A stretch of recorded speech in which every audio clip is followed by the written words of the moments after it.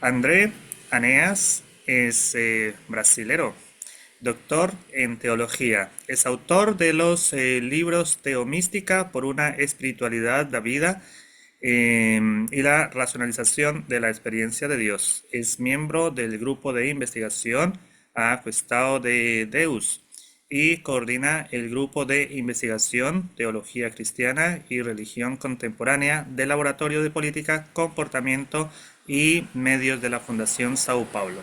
Es profesor y director del Laboratorio de Teología, Espiritualidad y Misticismo. A continuación escucharemos su conferencia El misticismo como cambio de paradigma en la misión de la Iglesia en el mundo contemporáneo. Vamos a escuchar a André por 40 minutos, después viene el tiempo de preguntas y respuestas.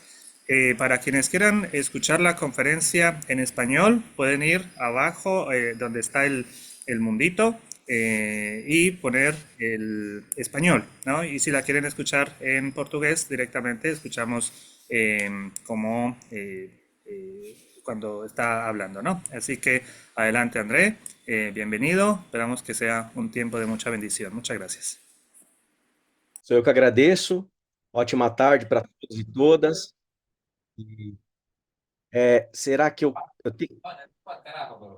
acho que eu vou ficar escutando a Micaela durante a palestra? Acho que é isso mesmo, Micaela. Acho que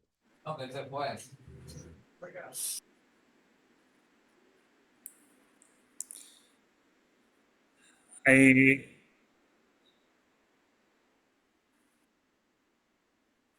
sí, tá, tá. Deixa eu colocar. Perfeito. Acho que agora. Isso, agora eu não te escuto. Agora tá certinho. Mais uma vez eu agradeço muito o convite da fraternidade, no nome do Juan, da professora Regina, e dizer para vocês que é uma honra grande para mim poder estar aqui nessa tarde para trazer essa comunicação, essa fala sobre a mística como mudança de paradigma da missão da igreja no contemporâneo. Me sinto muito honrado em estar aqui entre vocês nessa tarde e vou ler o meu texto para poder ser bastante condensado em relação ao meu tempo e aproveitar bem aqui o tempo com vocês. A consulta que a Fraternidade Teológica Latino-Americana se propõe a realizar acerca das novas possibilidades teológicas nas áreas da eclesiologia e missiologia não são somente necessárias, mas urgentes. Os rumos teológicos que nos conduziram até o presente momento histórico produziram frutos majoritariamente nefastos, principalmente do ponto de vista eclesiológico e missiológico. O tempo que nos resta não é mais para discussões sobre os culpados, pois os desdobramentos políticos em sentido global da teologia produzida no campo evangélico são evidentes e carecem de inevitáveis freios para o bem-estar social e democrático no Ocidente. O ovo da serpente já chocou e algumas gerações de víboras já fizeram o desserviço em nome de Jesus, entre aspas. Duas características acerca da igreja no contemporâneo devem ser pontuadas. Do ponto de vista eclesiológico, a igreja evangélica se romanizou, longe de ser uma crítica aos irmãos e irmãs católicos aderentes ao Vaticano II. A lógica de Roma, imperial, hierárquica e dogmática, impera no seio da igreja evangélica e, obviamente, nas expressões católicas conservadoras. Traindo os melhores ideais da reforma protestante, a igreja de hoje é predominantemente imperial no sentido do seu gosto e amor pelo poder, manifestado em seu deslumbre pela atual capacidade de influência na política e cultura contemporânea. É também hierárquica, pois seus líderes são amantes do controle e do autoritarismo, que só pode ser exercido quando nem todos são sacerdotes, sucumbindo a figuras pseudo-papais e até mesmo monárquicas, cheias de nepotismo e interesses econômicos. Por fim, dogmática. O protestantismo da reta doutrina de Rubem Alves ainda nos parece adequado para discernir essa faceta. As verdades da igreja foram absolutizadas e utilizadas como mecanismo de controle e repressão do pensamento e dos corpos dos fiéis. É exatamente por isso que as fogueiras dos ortodoxos insistem em permanecer acesas para queimar os hereges da vez. Em perspectiva missiológica, né? Então eu disse aqui primeiramente em perspectiva eclesiológica que a igreja se romanizou. Em perspectiva missiológica, nos parece que a igreja se tornou dominionista. Independente de qual teologia do domínio, se a mais popular em contextos pentecostais, como os Sete Montes, montanhas, ou se a mais gourmet, como o teonomismo reconstrucionista, reformado calvinista, o germe desse ethos que obriga a igreja a discernir como sua missão um projeto de colonização político-teológica desse mundo tenebroso e decaído, está a todo vapor. Nessa intercambialidade eclesiológico-missiológica, movida por um ímpeto imperialista, a igreja age e testemunha no mundo a partir de um espírito bélico, apologético e arrogante.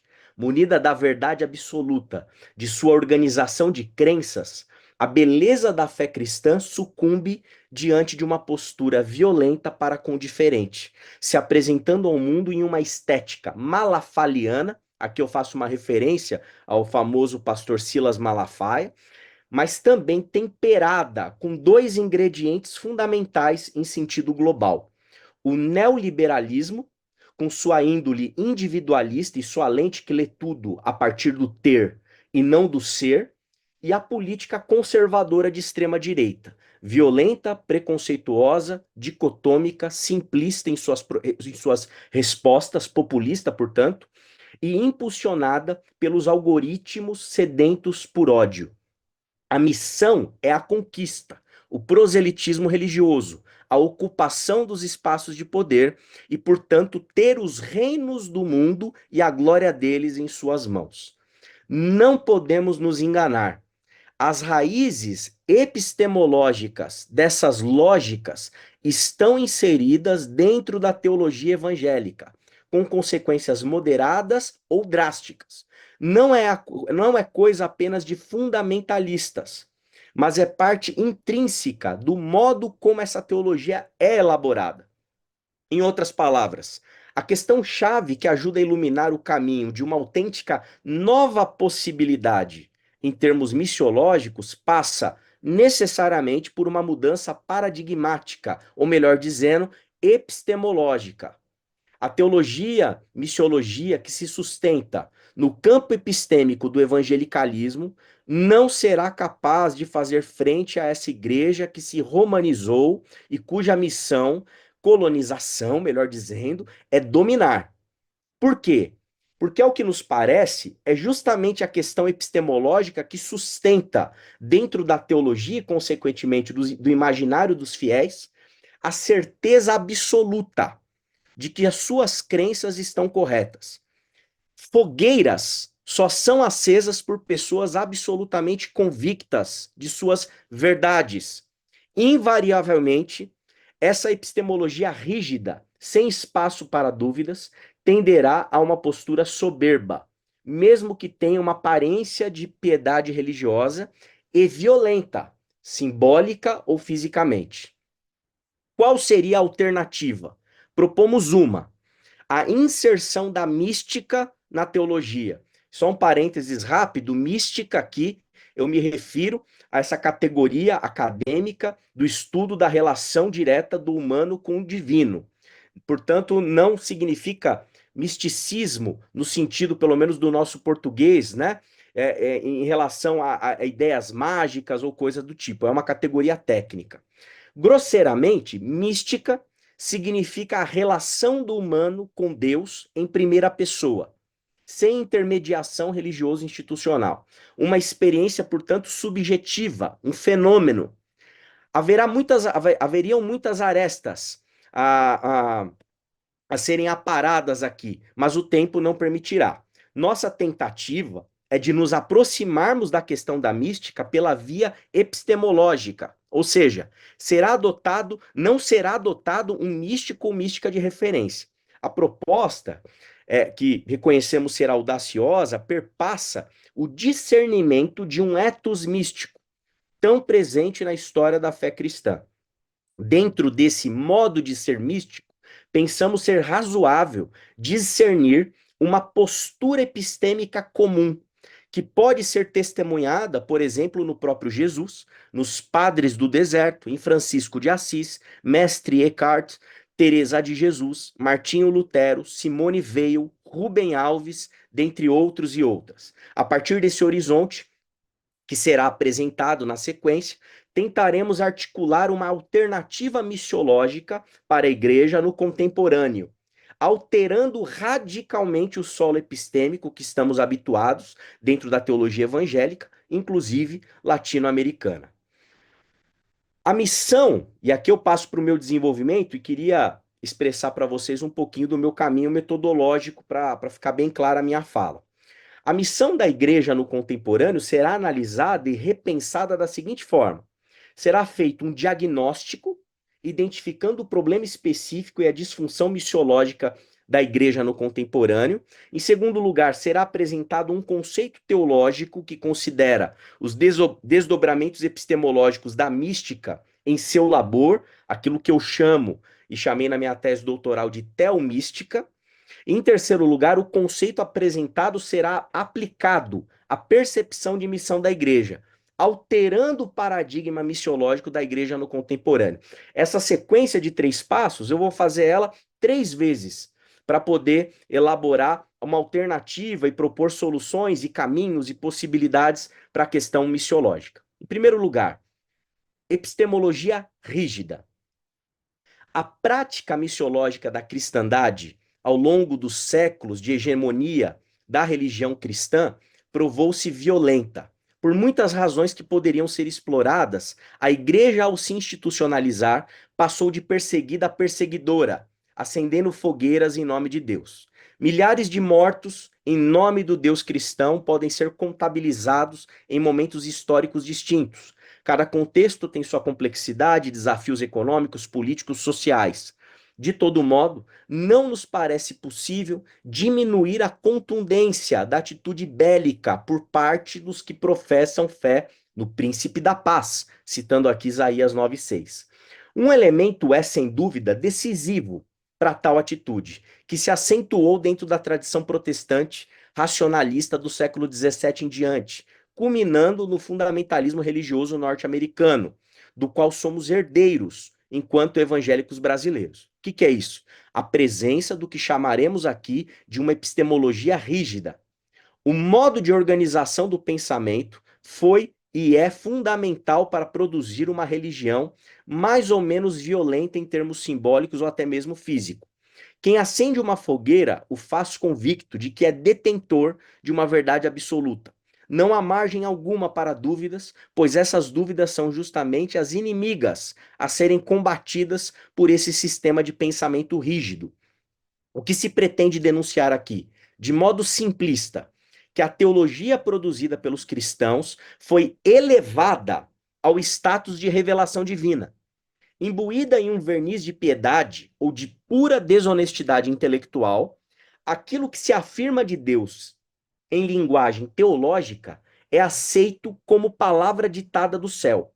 Obviamente, além da afronta ao Deus revelatus, que passa a depender da ortodoxia para se fazer entendido, trata-se da substituição da revelação por uma determinada teologia sistemática dogmatizada, com potencial de racionalização da fé e expulsão do Deus abscônditus do fazer teológico. Deus deixa de ser mistério e é altamente gerível pela classe sacerdotal em sentido sociológico. Qual a consequência disso? Ora, se tenho a verdade absoluta acerca das coisas divinas em minhas mãos, tenho consequentemente um solo fecundo para a intolerância e a violência religiosa. Queimar o herege é uma atitude naturalizada dentro desse horizonte epistêmico. No contexto contemporâneo, nada mais palpável do que a violência religiosa dentro das mídias antissociais. se cancela e se taxa alguém de herege sem peso na consciência. Então, esse é o diagnóstico, é a violência produzida a partir desse tipo de epistemologia no campo religioso. A epistemologia do possível, esse é o conceito que eu quero colocar como alternativa. Essa teologia é inadequada, essa violenta, e não faz jus ao elemento misterioso da fé. Para tanto, propomos uma epistemologia do possível. A teologia deve aceitar sua própria limitação, mas deve aceitar que é uma ciência humana. A teologia é uma interpretação acerca da revelação, sempre contingente e vinculada ao contexto histórico. Isso significa a impossibilidade de pensar a teologia no singular, pois, como a realidade atesta, existem teologias. Teologizar nada mais é do que uma tarefa hermenêutica.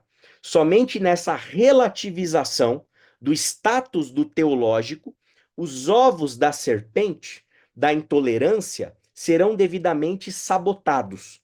Somente uma teologia desencantada tornar-se-á genuinamente humilde. Aliás, nos parece que somente assim haverá, de fato, produção teológica, pois a criatividade só é possível quando a teologia assume o seu caráter humano.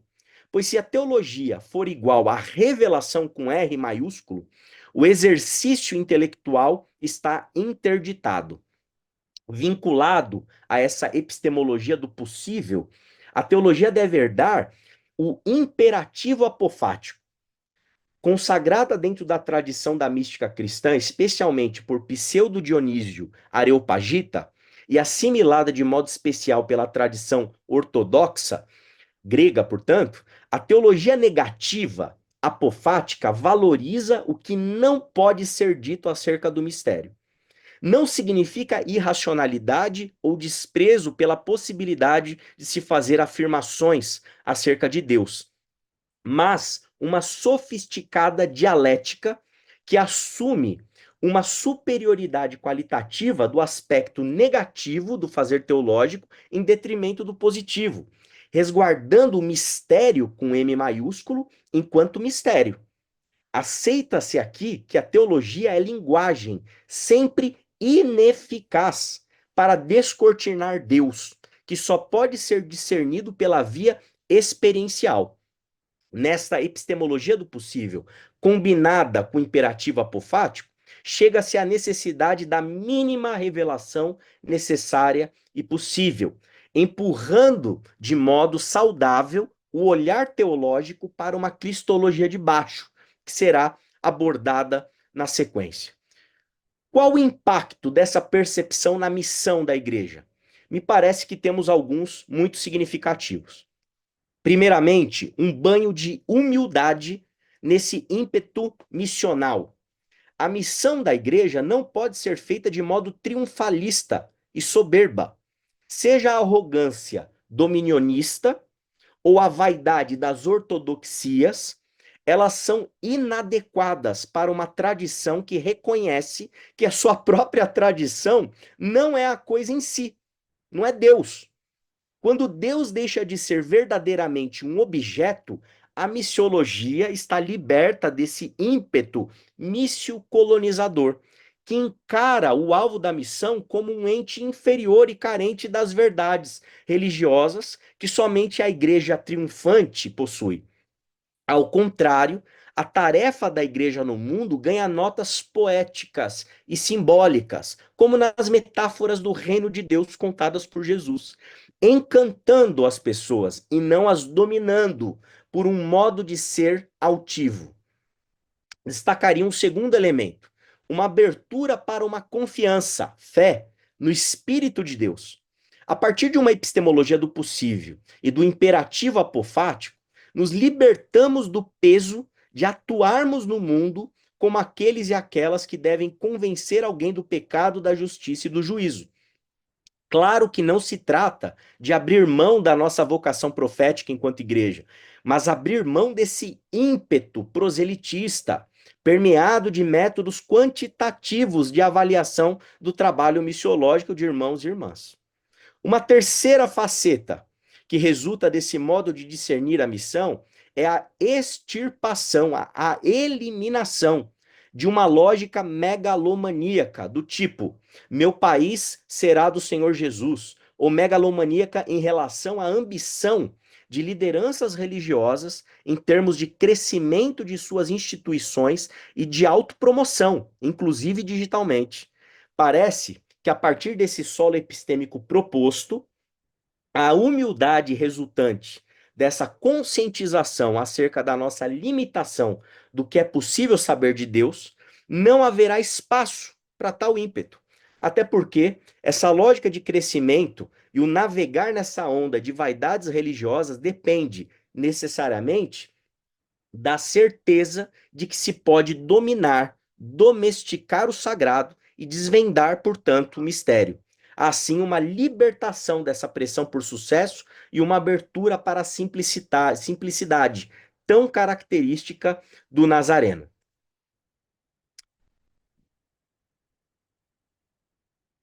Eu passo agora para o segundo diagnóstico. A igreja romanizada e dominionista está em profunda contradição com o segmento de Jesus. Não nos parece ser necessário ser um biblista conhecedor do grego profundo para identificar que o Jesus de parte significativa do movimento evangélico latino-americano é abissalmente diferente do Jesus dos evangelhos. Esse gap hermenêutico é tão profundo que promove espiritualidades radicalmente opostas às sugeridas dentro da tradição bíblica. Do ponto de vista da espiritualidade, modo de vivência da fé na vida, à luz de Jesus descrito nos evangelhos, nos deparamos com o testemunho e exemplo do profeta e poeta de Nazaré, disposto a ir até as últimas consequências pelas suas convicções, não vendendo a sua alma nem ao diabo no deserto, nem à instituição religiosa dominante do seu tempo, e tampouco a Roma e César. Não há espaço para comercializar a fé. Não há preocupação em fazer de suas ideias um sucesso frente aos concorrentes. Não há abuso da consciência alheia a partir do seu papel enquanto religioso daquele mundo. Diametralmente oposta é a espiritualidade vivenciada dentro do ambiente contemporâneo. Joga-se o jogo político-religioso sem pudor dentro das mais variadas denominações evangélicas. Relativiza-se a própria consciência em nome dos interesses institucionais e pessoais. Macula-se a consciência alheia em nome de crescimento numérico para as igrejas empresas. Relativiza-se a ética em nome do sucesso no mercado da religião. Arriscamos a dizer que se a igreja contemporânea fosse tentada no deserto, ela transformaria a pedra em pão, se tornaria dominadora de todos os reinos desse mundo e, se possível, emplacaria um sinal milagroso para legitimar o seu domínio e se perpetuar no poder. Jogaria o jogo do diabo. A questão que surge é a seguinte: onde está o Jesus dos evangelhos norteando a missão da igreja hoje? Isso parece que em muitas situações ele não está. Experimentar Deus é, em chave cristã, experimentar o Pai revelado em Jesus. As consequências desse fenômeno místico, relação pessoal com o Pai, produz na vida daquele e daquela que fazem a experiência o mesmo tipo de espiritualidade observada em Jesus de Nazaré. O a priori místico, e esse é o conceito que eu gostaria de colocar como alternativa ao diagnóstico que eu fiz agora, o a priori místico implica, dentre tantos elementos que poderiam ser aqui discutidos, um compromisso visceral com a espiritualidade do Nazareno. Tal compromisso não é resultado de assentimento intelectual, mas de uma alma que está enamorada de Deus, no sentido mais místico possível. Como fruto dessa relação amorosa, humano-Deus, Deus-humano, a correlação com os traços de Jesus de Nazaré é evidente. Muito embora Deus permaneça mistério, como diz lá em 1 Timóteo 6,16, a experiência de Deus aqui não deve ser confundida com uma espécie de subjetivismo religioso, que terá como consequência o fanatismo religioso. Assumir esse a priori significa assumir o referencial de Jesus de Nazaré como possível que de Deus podemos conhecer. Eu faço uma menção a Hebreus 1, de 1 a 4. Deve estar muito claro que aqui a questão envolve a assimilação de algo fundamental dentro da teologia cristã. Não foi o humano que se divinizou, mas Deus que se humanizou. Nesse esvaziamento, nessa kenosis, o padrão de divindade de Jesus para cada um de nós é de alguém esvaziado das características divinas. Não se apegou ao ser igual a Deus. Um Deus frágil, que sofre e é sensível com a dor dos humanos. Afinal, ele é um de nós. Não me parece nenhuma heresia falar aqui de uma espiritualidade humanista, no sentido de pensarmos a humanidade de Jesus como paradigma natural de quem experiencia o Abba.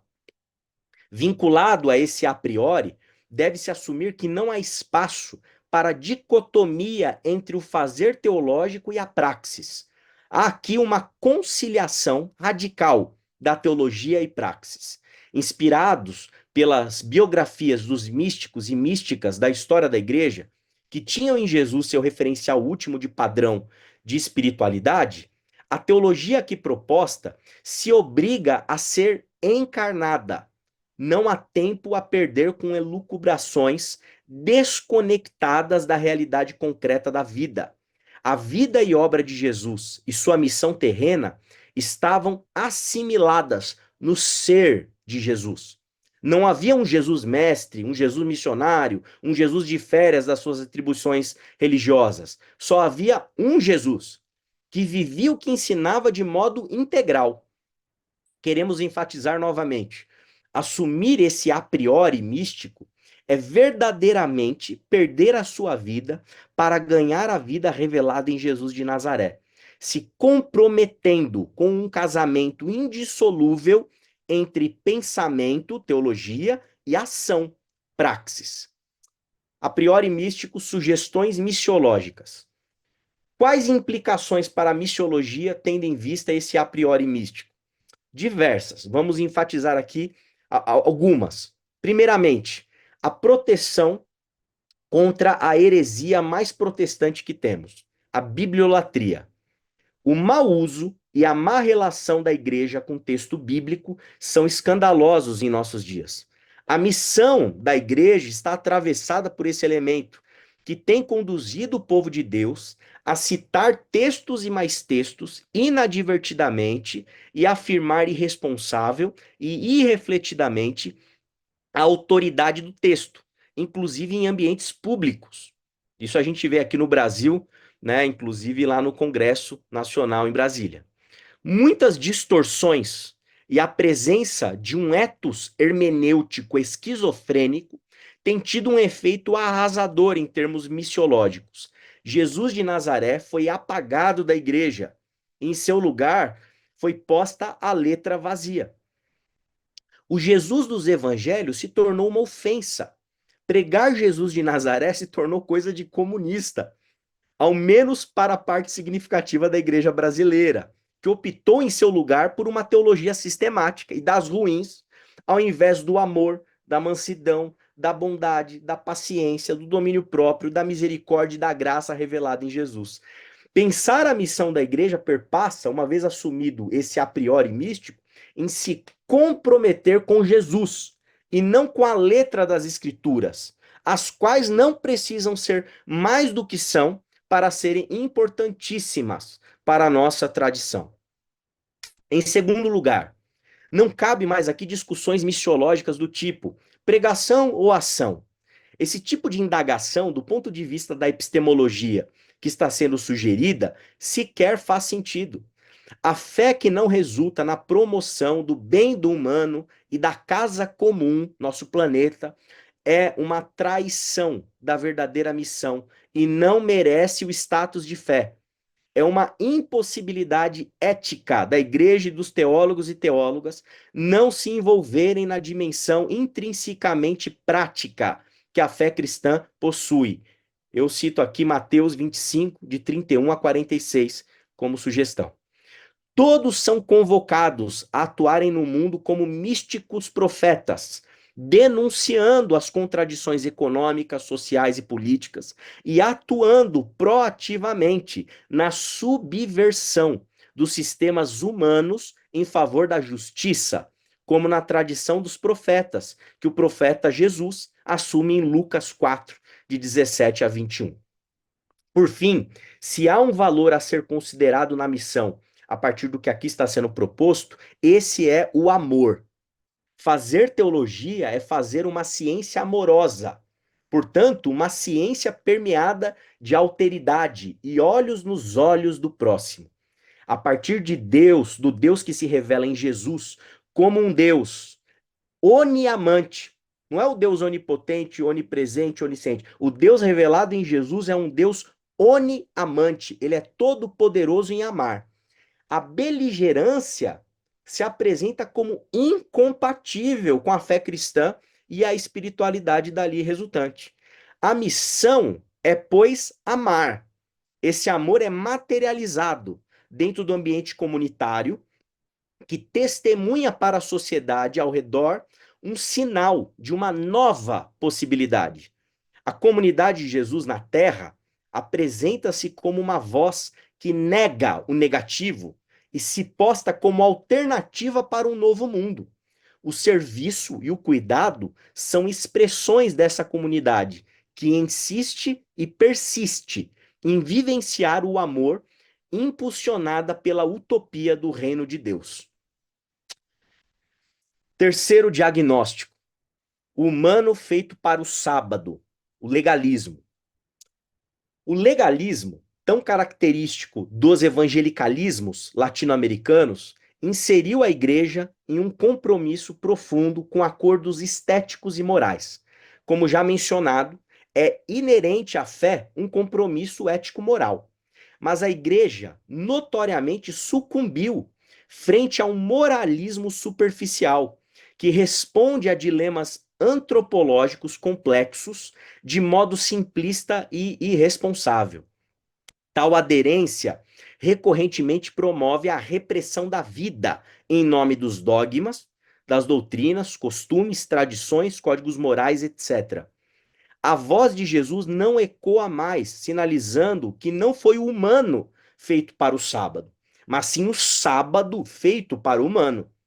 Erroneamente, a igreja tem insistido em ideologizar o evangelho, normalmente a partir de correntes políticas à extrema direita, promovendo uma espécie de helenização em versão cristã dos valores tradicionais em sua missão no mundo. Como uma verdadeira cruzada, os mortos, físico e simbolicamente, desse empreendimento político-religioso têm ficado pelo caminho por onde essa igreja marcha. Em diversas ocasiões, há uma escolha a ser feita: a vida ou a letra do dogma religioso. A igreja contemporânea predominantemente tem feito a escolha pelo dogma. Vida como mistério último da experiência. Esse aqui é o conceito para dar conta desse problema do legalismo.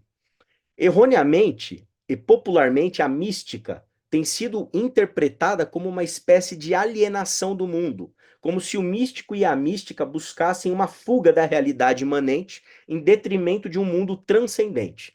Nada mais equivocado à luz dos principais estudiosos do tema.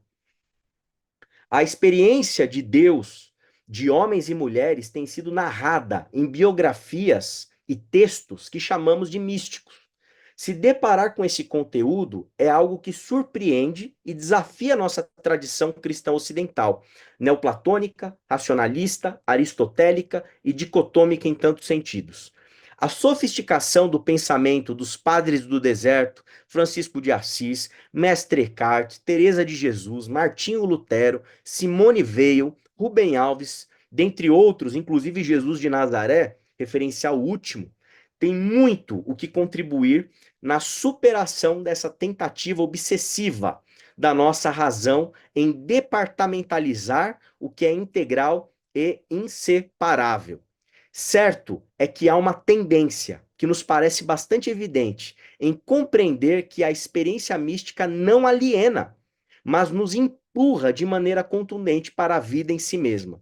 Nos parece que se trata de uma percepção por transcendência na imanência, ou como tão bem afirmou Leonardo Boff, uma transparência de todas as coisas. O que isso significa? Que o ensino espiritual da fé cristã, em sentido místico, não enfatiza um conhecimento restrito ao círculo religioso, e menos ainda transcendental.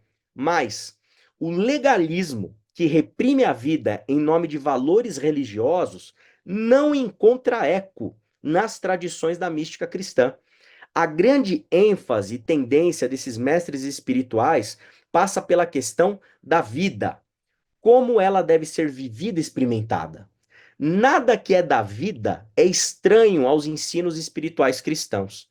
Nossos dilemas, nossas angústias, nossas questões éticas, nossas dores, nossas questões existenciais, nossas alegrias, nossos prazeres, nosso tempo, nossa política, nossa sociedade, nossa economia, nosso planeta.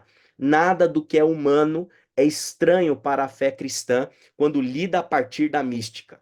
Ao contrário, parece que é sobre esse ser no mundo, ou ser na existência, que a experiência de Deus nos fala e nos prepara. Em outras palavras, para viver a vida abundantemente, como disse Jesus em João 10:10.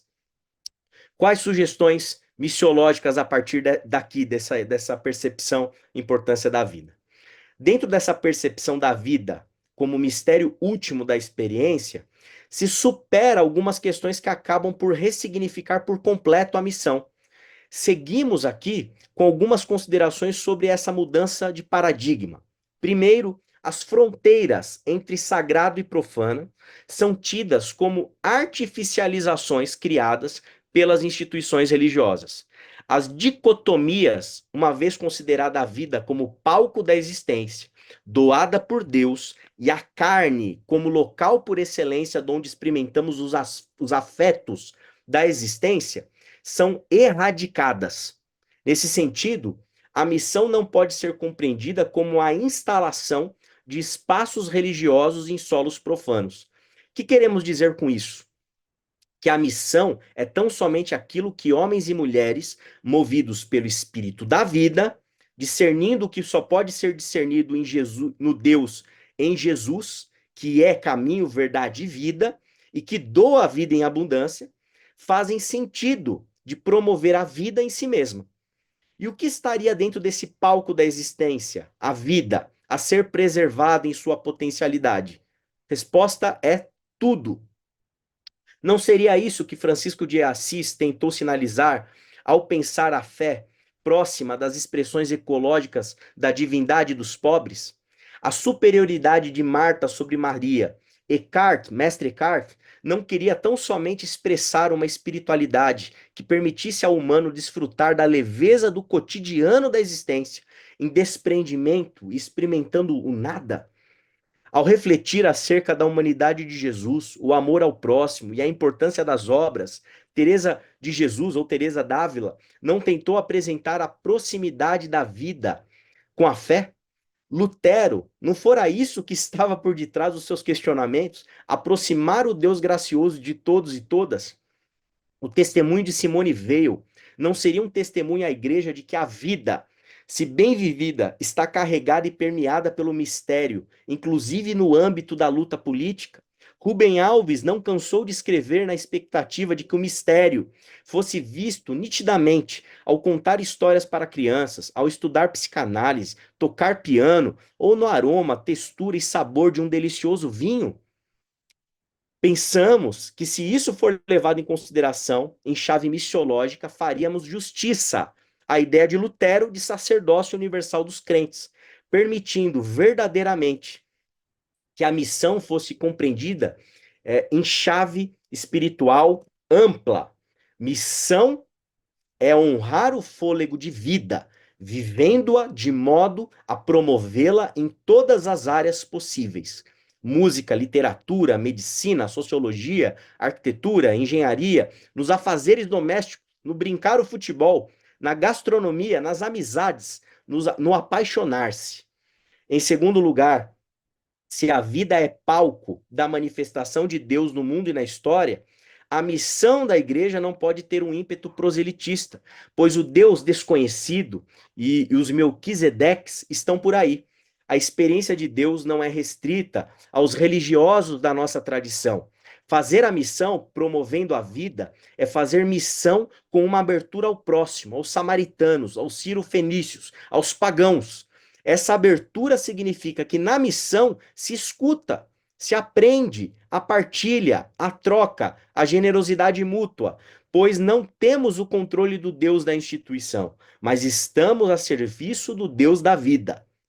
Em terceiro e último lugar, a missão da igreja, dentro dessa chave, é menos neurótica e esquizofrênica, pois tal percepção, ao invés de nos colocar em uma atmosfera de cobrança, padronizações, artificializações e pressões das mais diversas, nos transporta para uma atmosfera mais orgânica, real e testemunhal. Não se pensa muito sobre como devemos ser na missão, o como devemos fazer a missão. Se vive em missão, se faz da vida a missão, se é a missão.